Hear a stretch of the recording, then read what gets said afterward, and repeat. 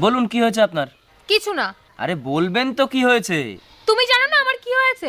আরে আমি কি করে জানবো আপনার কি হয়েছে?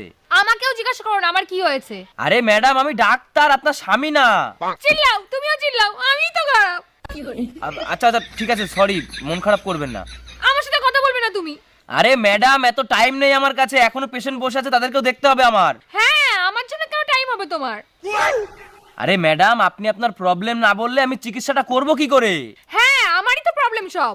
আরে প্রবলেমটা তাহলে কি? হ্যাঁ, আমিই প্রবলেম। হ্যাঁ সেটা তো আমি দেখতেই পাচ্ছি। এই কি বললে? কিছু না।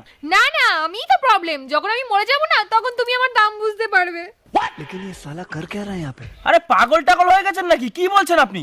হ্যাঁ, এতই যখন প্রবলেম তাহলে আমাকে চিকিৎসা করো না, ছেড়ে দাও আমাকে। আরে আমি ডাক্তার, এরকম ভাবে কোনো পেশেন্টকে আমি ছেড়ে দিতে পারি না। বলুন কি প্রবলেম হয়েছে? আমি বলবো না। কেন বলবেন না? কারণ তুমি অনেক মহিলা পেশেন্টদেরও দেখো।